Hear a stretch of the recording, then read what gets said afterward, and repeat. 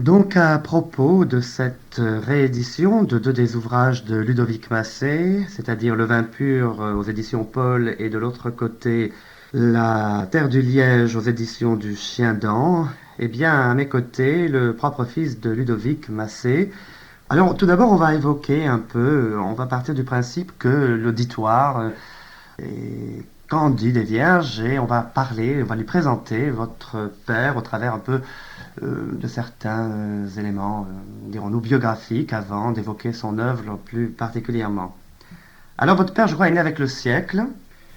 Oui, Ludovic Massé, mon père, est né le 7 janvier 1900 à Évole, qui est un petit hameau à côté d'Olette, en Cerdagne.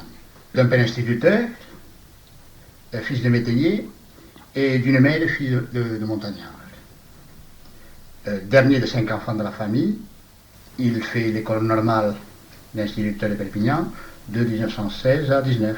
Je vous interromps juste un moment parce que dans un de ces ouvrages, notamment celui des deux qui est réédité en ce moment, à savoir La Terre du Liège, au début du roman, il parle de son père, alors la part, c'est peut-être à vous de préciser la part du romanesque et du réel, d'un père qui avait 40 ans de plus que lui.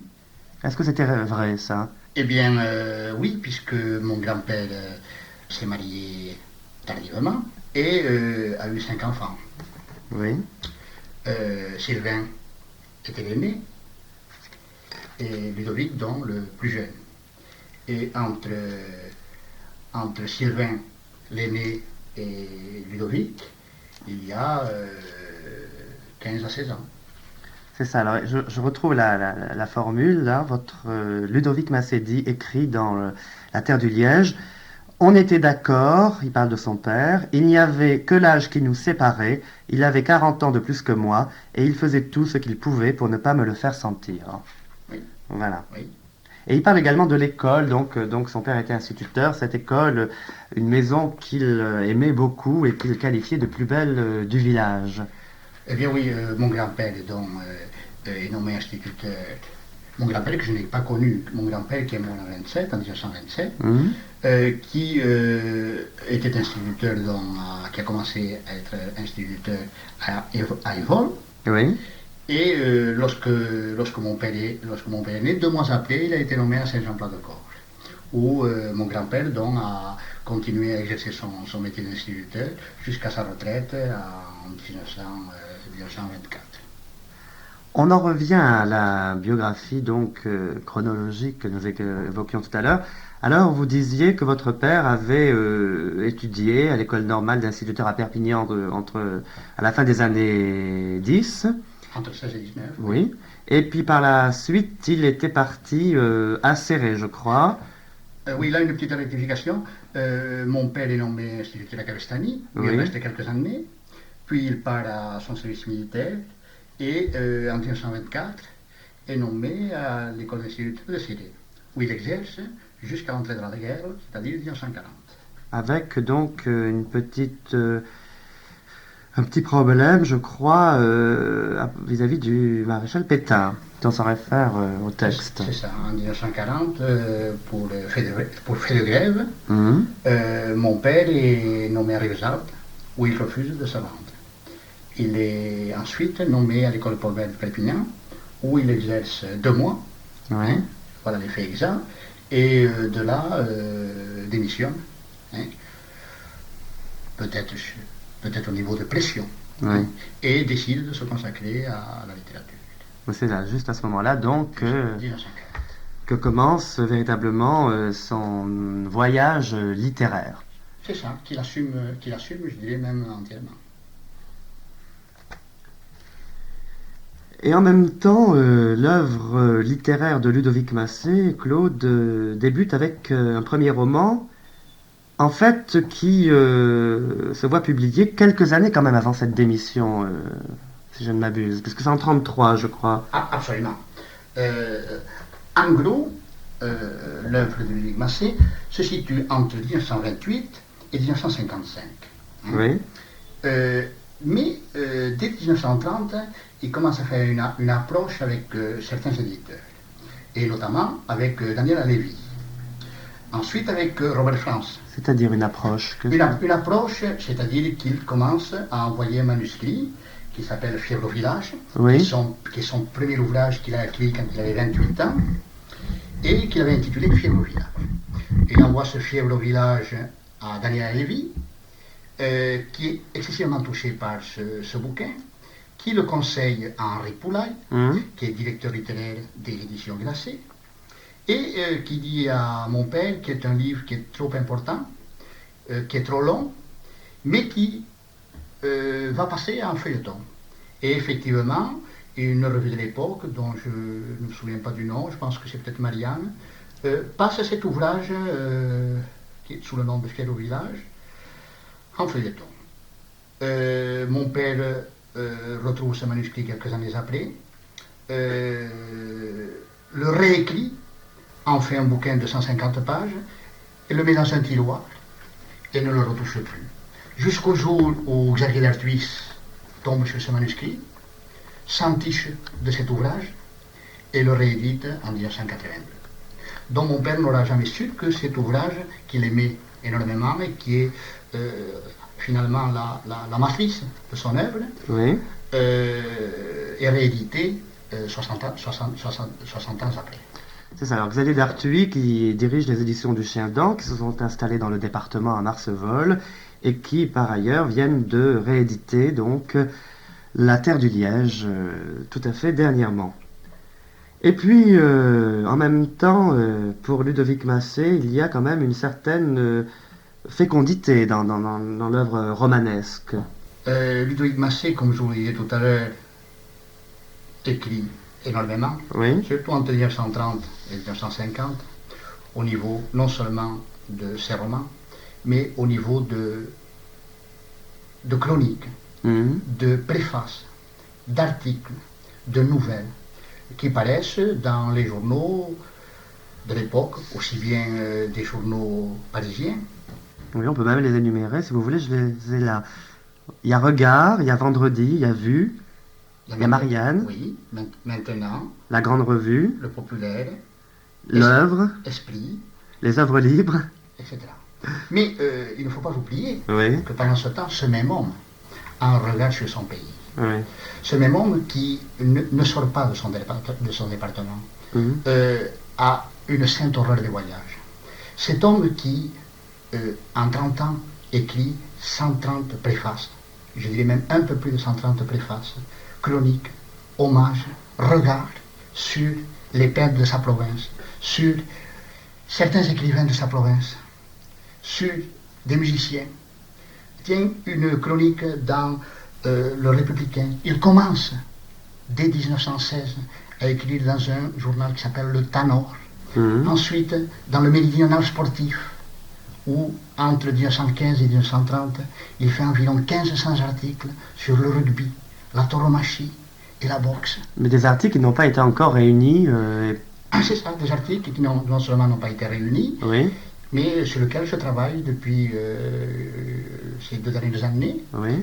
Grâce à la générosité de José de Matamoros et du SDAC, oui. qui ont retrouvé ces journaux, c'est-à-dire le Méridional sportif des années 1916 à 1925, où j'ai pu absolument tout dépouiller et tout recentrer. Alors on espère donc qu'un jour on pourra trouver éditer ces articles réunis sous forme de recueil. De recueil, parce que je dois dire une chose, mon père a écrit un livre sur le rugby, oui. Qui a fait autorité à l'époque, dont il était très peu fier. Pourquoi? Il était très peu fier, il l'avait fait mettre au pilon. C'est un ouvrage qui s'appelle Chopinette dans le monde du rugby, et où mon père, en tant qu'enseignant, se consacrait au journalisme. Oui. Au journalisme sportif, et il adorait ça. Mais à côté de ça, c'était un homme qui se nourrissait de littérature. Et à partir de 27 ou 28, c'est-à-dire à 30 ans, ayant une immense culture, finalement, a décidé d'écrire. Et a décidé d'écrire et a attendu toute sa vie d'avoir une écriture, non seulement une écriture professionnelle, mais une écriture tout court. Non pas qu'il ait rejeté le problème journalistique du rugby et de la tauromachie, non loin de là, puisque 3 mois avant de mourir, il m'a demandé qui était champion de France, et il se passionnait pour tout ce qui était au niveau aussi bien du sport que de la littérature. Et cet ouvrage, qu'il a publié en 1924, il y a 24 ans, s'appelle Chopinette dans le monde du rugby, que j'ai pu retrouver dans le National, et où j'ai réussi à faire des photocopies, et qui est les histoires du rugby du début du siècle à 1924, avec des photos de l'époque. Mais ceci en tant qu'anecdote, oui. Simplement pour montrer que mon père a toujours eu un sens de l'écriture et un amour de l'écriture et une envie d'écrire.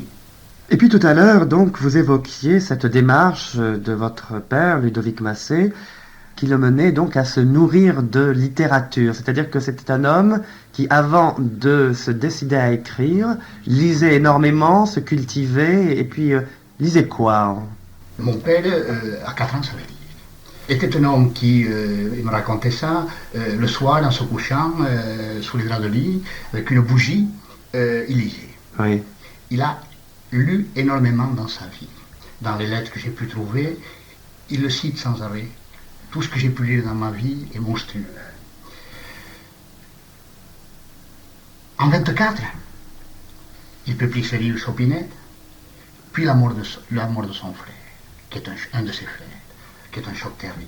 3 ans après, la mort de son père.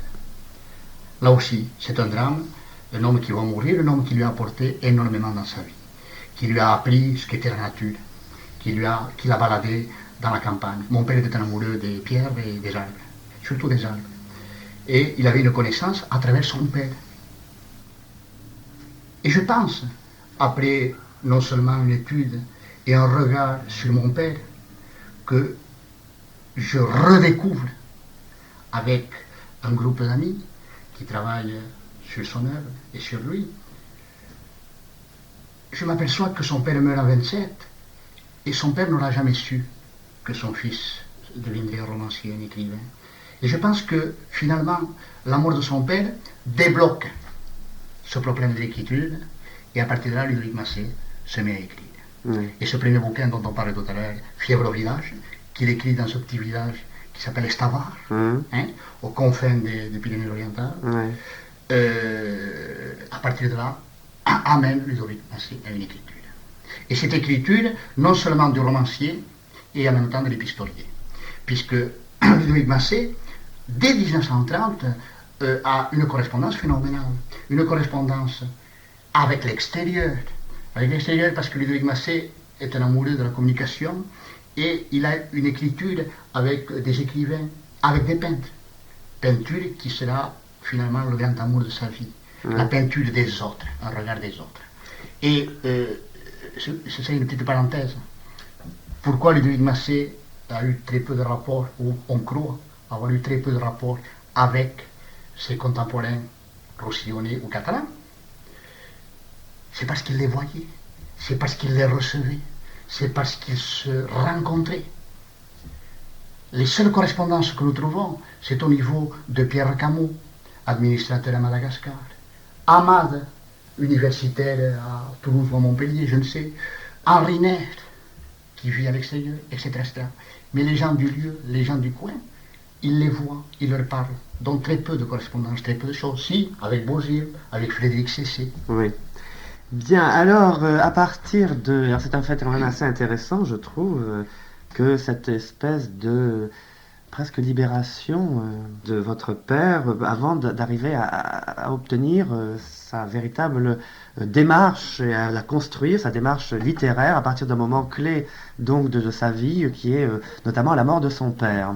Mort de son père et j'ajouterai la connaissance de sa future femme.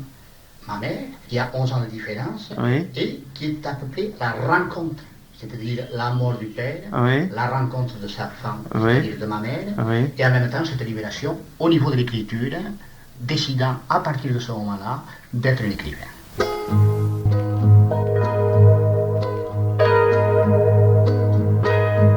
La casa d'en Vicenç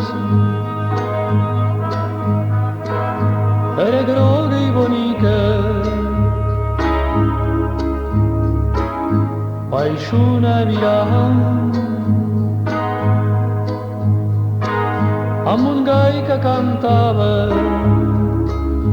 abans de sortir el sol.